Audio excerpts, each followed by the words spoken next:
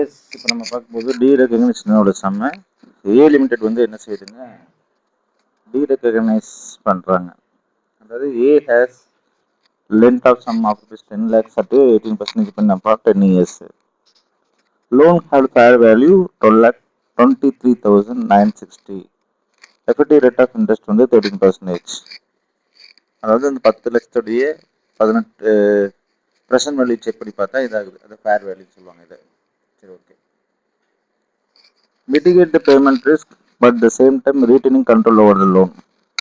அதாவது மிட்டிகேட்னா குறைக்கணும் ப்ரீபேமெண்ட் ரிஸ்க், அதே நேரத்தில் கண்ட்ரோல் அவங்க வச்சுக்கணும்னு பார்க்குறாங்க. அப்போ ஏ லிமிட் வந்து transfer its rights to receive the principal amount of the loan on its maturity with interest after retaining rights over 10% of principal and 4% of the carries fair value 29,000 and 1,84,650 respectively.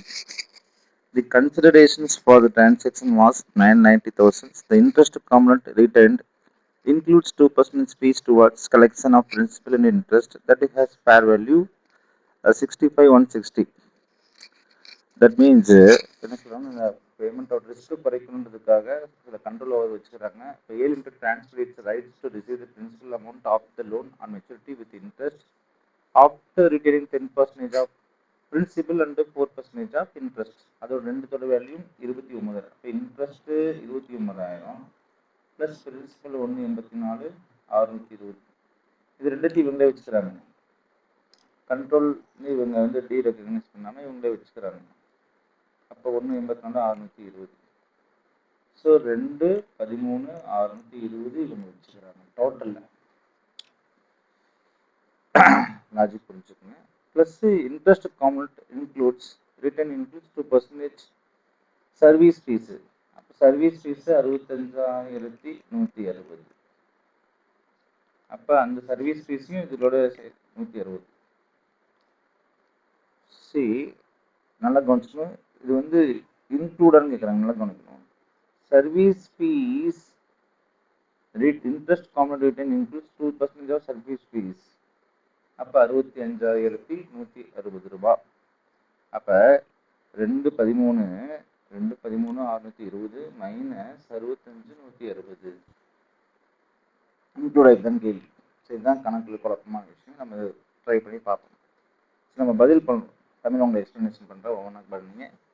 Step 1 இந்த derecognition analysis. First C limited principal போர்ஷனை transfer செய்தாலும் entity substantial retain all risk and rewards சொல்றாங்க. அதனால loan டீரெகனைஸ் செய்யக்கூடாது. First என்ன செய்யக்கூடாது, டீரெகனைஸ் பண்ணக்கூடாது. C limited principal போர்ஷனை டிரான்ஸ்ஃபர் செய்தாலும் entire substantial retain all risk and rewards எங்க சொல்றாங்க, சொல்லிட்டாங்க. சரி, கண்ட்ரோல் ஓவர் த லோன் சொல்லிட்டாங்க. But the same time control over the loan. அப்போ இவங்க கண்ட்ரோல் ஓவரில் இருக்கிறாங்க. அப்போ டீரெகனைஸ் பண்ணக்கூடாதுன்றாங்க. Continue to recognize the loan fully and consideration received finance liability ஆக ரெக்கக்னைஸ் செய்ய வேண்டும். அப்போ இண்டிஎஸ் 101 கிவன் வேல்யூஸ் பார்க்கலாம். ஃபர்ஸ்ட் வந்து லோனோட ஃபேர் வேல்யூ அவனே கொடுத்துட்டான், கன்சிடரேஷன் ரிசீவ் பண்ணது அவனே கொடுத்துட்டான். கன்சிடரேஷன் ரிசீவ்னா லோன் நோட்டில் எவ்வளோ வந்துருச்சு உங்களுக்கு திரும்பி அப்படின்னு தான் கேள்வி இல்லையா, கன்சிடரேஷன் ரிசீவ். இப்போ ரீட்டைன் போர்ஷன் வந்து 10% வந்து principal, 4% interest and servicing amount நீங்கள் சொல்லிடுறீங்க. இதுவும் அவன் கணக்குலேயே கொடுத்தான்.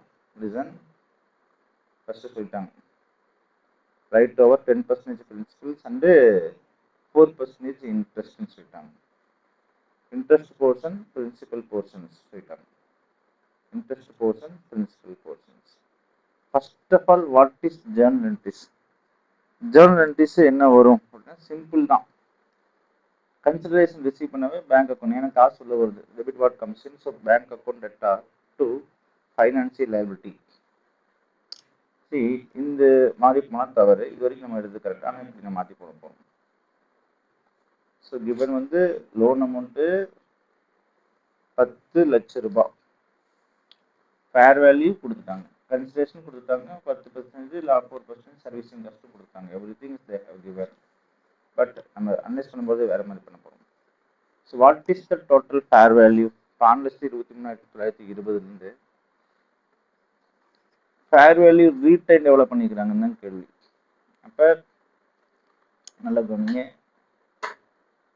ஃபேர் வேல்யூல 29,000 ப்ளஸ் 1,84,620. ஸோ 2,13,620 ரிட்டர்ன் பண்ணுறாங்க. சர்வீஸ் ஃபீஸ் தனியாக விட்டுறலாம், இதை நம்ம தனியாக வச்சுக்கலாம். அப்போ ஸ்டெப் 2 என்ன ஆகுது, டீரெகனைஸ் எவ்வளோ பண்ணியிருக்கிறீங்கன்னா this is the derecognise. Because அதாவது 10% 4% interest, principal amount plus interest நீங்கள் டீரெகனைஸ் பண்ணுறீங்க. இந்த 2 போர்ஷனும் டீரெகனைஸ் பண்ணுறதுனால உங்களுடைய ஃபேர் வேல்யூலிருந்து இந்த அமௌண்ட் கழிச்சா 10,10,340 ரூபா வரணும். Yes, this is your correct answers. 10,000 அதாவது 10,10,340 ரூபா. இதுதான் வந்து உங்களுடைய ஃபேர் வேல்யூ. ஆக்சுவலாக கேரிங் அமௌண்ட் எவ்வளோ இருக்குது அப்படின்னு பார்த்தீங்கன்னா, what is your carrying amount அப்படின்னா 10 lakh டோட்டல் கேரிங் அமௌண்ட். அப்போ இதுதான் கேரிங் அமௌண்ட்டு 10 lakh. இது புரிஞ்சுக்கணும். ஃபார்முலா என்ன ஃபார்முலா அப்படின்னா, டீரெகனைஸ் பண்ண பார்த்து எவ்வளோன்னு கேட்குறாங்க. அப்போ டீரெகனைஸ் பண்ணது நீங்கள் சொல்லிட்டீங்க, ஃபேர் வேல்யூலேருந்து டீரெகனைஸ் கழிச்சிட்டிங்கன்னா மிச்சம் இருக்கக்கூடியதான் டீரெகனைஸ்டு. அப்போ ரீடைன்டு எவ்வளவுன்னு கேட்குறீங்க. நீங்கள் டீரெகனைஸ் பண்ணது எவ்வளவு, ரீடைன்டு எவ்வளவு. எஸ், அப்போ இது வந்து ரிட்டர்ன் பண்ணுது. ஏன்னா 10% 4% இன்ட்ரெஸ்ட் இல்லையா, அப்போ இதான் டீரெகனைஸ் பண்ணுது. அப்போ 10,10,40 ரூபா. இது எப்படி வந்துச்சுன்னா டீரெகனைஸ், ஃபர்ஸ்ட் டீரெகனைஸ்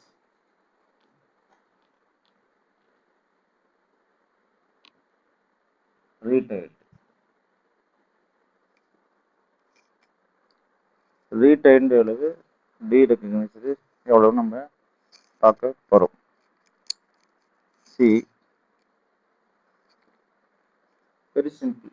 இப்போ இது என்ன பிரிக்குன்னா 10 லட்சத்தில் இது எப்படி சொல்லணும்னா, டோட்டல் ஃபேர் வேல்யூவில் டீரெகனைஸ் பண்ணது எவ்வளோ அப்படின்னா 10 லட்சத்துக்குள்ள எவ்வளோ இருக்குன்னா 8,25,468 minus 8,25,468 minus 10 lakh, 10 lakh sorry 10 lakh minus 8,25,468 1,74 532. இதுதான் ரீடைன்டு போர்ஷன். அப்போ ரீடைன்டு போர்ஷன் அப்படின்றது வந்து என்னன்னா வெரி சிம்பிள். நம்ம என்ன செஞ்சிடறோம், அப்படியே கழிச்சிடறோம். 10 லட்சத்துல இருந்து 10 லட்சத்தை 2ஆக பிரிக்கிறோம். இந்த 8,25,000 இங்கிருந்து வந்துச்சு, நான் சொல்லியாச்சு. ரீடைன்டு பார்ட் அப்படின்றது இங்கே வந்து இருந்துச்சு எப்படின்னு சொல்லியாச்சு. அப்போ ரொம்ப சிம்பிள். ஃபர்ஸ்ட் நான் என்ன செய்கிறேன், total fair value of loan எடுத்துக்கிறேன், பார்ட் ரீடைன்டு எவ்வளோன்னு எடுத்துக்கிறேன். ஸோ அப்போ டோட்டல் ஃபேர் வேல்யூ ரீடைன்டு கழிச்சிட்டா டீரெகனைஸ் கழிச்சிடும். டீரெகனைஸ் 10 லட்சத்துக்கு நான் அப்ளை பண்ணுறேன். அடுத்தது 10 லட்சத்தில் மிச்சக்கூடிய பேலன்சிங் ஃபிகர் இது இருக்கும், அல்லது அதுக்கு எப்படி கண்டுபிடிக்கிறதுன்னு உங்களுக்கு சொல்லி கொடுத்தாச்சு. Part retained. இப்போ கெயின் பார்த்தீங்கன்னா கன்சிடரேஷன் எவ்வளோ பண்ணிக்கிறீங்க, 9,90,000 ரூபாய் நீங்கள் கன்சிடரேஷன் ரிசீவ் பண்ணிட்டீங்க. ஆக்சுவலாக உங்களுடைய ஃபேர் வேல்யூ எவ்வளோ தான் இருக்குது, டீரெகனைஸ் பார்ட்டுக்கு 8,25,468 ரூபா தான் இது இருக்குது. பட் நீங்கள் எவ்வளோ வாங்கிட்டீங்க, 1,64,000 வாங்கிட்டீங்க எக்ஸ்ட்ரா. அப்போ ஜேர்னல் என்ட்ரிஸ் நான் எழுதும் போது என்ன செய்வேன் அப்படின்றது அந்த கேள்வி. எஸ், இப்போ ஜேர்னல் என்ட்ரிஸ் எழுதுறேன் நான். பேங்க் அக்கௌண்ட் வந்து பணம் எவ்வளோ வருது, எனக்கு 9,90,000 ரூபாய் பணம் வருது. 2 கெயின் எனக்கு எவ்வளோ வருது, 1,64,000 ரூபாய். So what is difference, 10 lakh minus 1,74,532. So 8,05,000 ரூபாய். ஸோ இந்த ஃபினான்ஷியல் அசெட் நம்ம என்ன செய்யலாம், 8,25,468 சொல்லலாம்.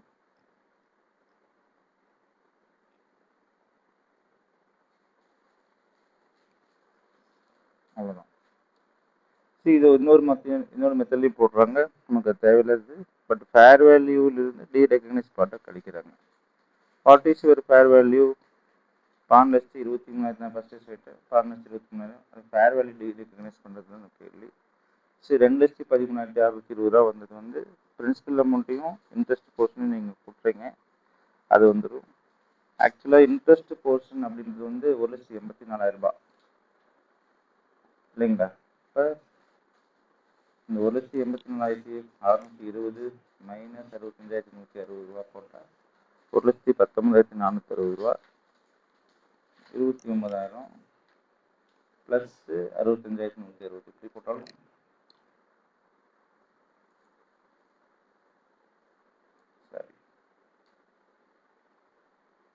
தப்பாயிடுச்சு.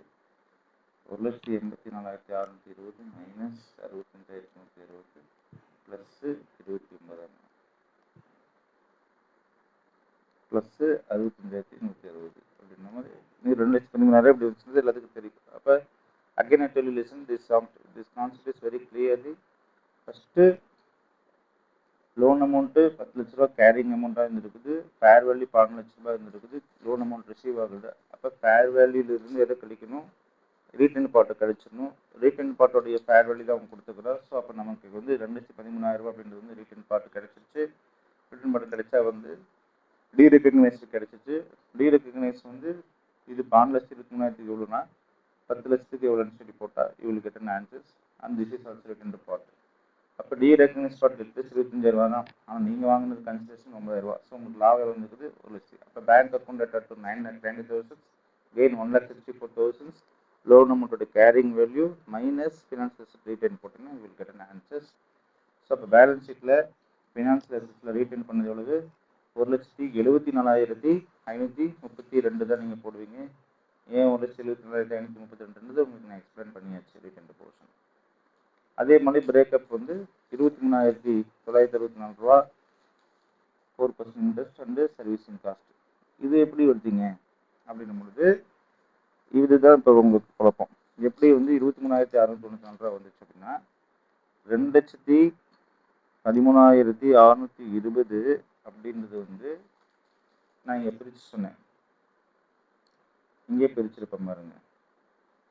1,74,000, அதாவது இந்த 2,13,620 வந்து பிரித்து சொன்னோம். எப்படி 29,000 ரூபா பிரின்சிபல் போர்ஷன், இன்ட்ரெஸ்ட் போர்ஷன் வந்து 1,19,420 அது இன்ட்ரெஸ்ட் போர்ஷன். அடுத்தது சர்வீசிங் காஸ்ட் 65,160, அதுதான் 2,13,620 இல்லையா? அப்போ நம்ம இப்படி அப்போ 2,13,620 ரூபா அப்படின்றது வந்து இதை பிரித்து சொல்கிறோம், இந்த 3 பிரித்து சொல்கிறாங்க. அப்போ இதே மாதிரி இந்த பிரித்து சொல்லணும். அப்போ 2,13,620க்கு 29,000 ரூபாய் அப்படின்னா 1,74,532க்கு எவ்வளவு அப்படின்னு போகணும். 29,000 டிவைடட் பை 2,13,620னா 1,74,532க்கு எவ்வளவு? 23,694. அடுத்தது 1,19,460 டிவைடட் பை 2,13,620னா 1,19,460க்கு எவ்வளவு? 1,19,460 2,13,620னா